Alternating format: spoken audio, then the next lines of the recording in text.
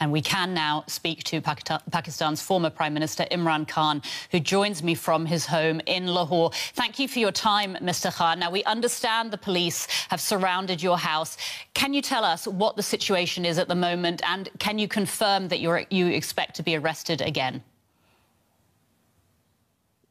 Well, police is around my house, not in as large numbers as they were last night. Because last night the plan was that they said there were 40 terrorists hidden in my house, and they were going to come and grab these terrorists. So therefore, the whole area was surrounded by police. But what I did was I asked all the journalists beforehand, I said, come over to my house and see where the terrorists are.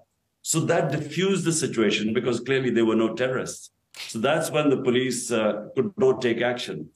But the answer to your question, do I expect to be rearrested? Yes, it could happen anytime, because even though I'm on bail on everything now, the police can't arrest me on any charges because the courts have given me bail. But unfortunately, right now, the law of the jungle is prevailing. Might is right. 7,500 of my workers have been arrested. All my senior leadership has been arrested. So what will happen, I don't know, but I expect to be rearrested. Mr. Khan, the Pakistani government says that you are sheltering some of your supporters who are accused of attacking the army. So do you reject that claim? It is absolute nonsense. What happened was that when they illegally abducted me from the High Court precincts, it was all illegal. And the way they grabbed me, they beat all my lawyers, people got injured, as if I was some terrorist. And those images created this demonstrations all over Pakistan, because my party is by far the biggest party, federal party in Pakistan. Now, what they did was they used these mass demonstrations that took place, they perpetuated violence, which is, I don't remember such violence. They shot dead 25 people, which we already know, but there are others which we can't know, because then they started arresting 7,500 workers have been arrested. We don't know what's going on. All my leadership has been arrested. So they used that pretext to crush my party, because this is the election year, and my party's poll in the polls, it's 70% ratings right now. Mr. So in Khan, order to crush the party that we don't contest the elections, this is why all this is happening. Mr. Khan, you've spoken about the street protests that were sparked by your arrest last week. Will you be calling for calm among your supporters to avoid further violence, or are you encouraging people to protest? Look, the protests took place when they saw me being abducted from the precincts of the High Court by the army. That's why the protests took place. There are no protests right now. There is no public disorder. But what is happening is that there's a crackdown, unprecedented crackdown taking place. I again repeat, my entire senior leadership is in jail. They get bail from court. As they come out of the court, they again get rearrested. There are women who've been arrested. A lot of the women living in awful conditions because it's extremely hot there. And unfortunately, right now, it is a reign of terror we are facing. Mr. Khan, I'd like to ask you right now. I'd like to ask you, if I may, about the dozens of cases that have been brought against you in recent months, mostly on charges of corruption, but there's also terrorism, contempt of court. I'd like to hear from you. Do you deny all of them? Look, there are 150 cases on me. Out of those 150 cases, 4 were when I was in jail. When I was inside the jail, there were 4 more criminal cases against me. There are 40 terrorism cases against me.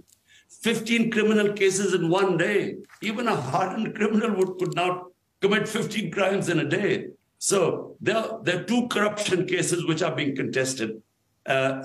So, I mean, as someone who's been known in this country for 50 years, never committed one crime, certainly in the last few months, he's had 150 cases. No one believes this. People know me in this country for 50 years. You have accused the country's military chief of being behind your last arrest, and you've also accused a senior general of being involved in a plan to kill you. These, of course, are serious accusations. Do you have evidence that supports these allegations that you've made? The senior military intelligence officer was involved in my assassination attempt. I preempted it. I warned everyone that this is going to happen. When it did happen, I was lucky to be alive. 12 people got bullet wounds, one died, and they would not let me register a case. It was my fundamental right that the suspects who were involved, I should have registered a case so they could be investigated. They never even allowed an investigation. So how am I going to bring my evidence forward? And whatever evidence was coming through a joint investigation committee, they sabotaged it. So how am I going to bring my evidence in public? And as for the charge of the army chief, well, the army who picked me up from the High Court illegally, ruled by the Supreme Court. And the orders to the army comes right from the top. So one man takes the decision. Mr. Khan, your country finds itself in a political crisis right now. How do you see this crisis playing out, developing over the coming months in Pakistan? Pakistan faces a huge political crisis, but even a bigger economic crisis, because we have never had such bad economic indicators like we have today. Our inflation now is worse than Sri Lanka when people came out on the streets.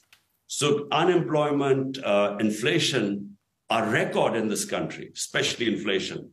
And the answer to both the problems, the political crisis and the economic crisis, are free and fair elections. This is the election year.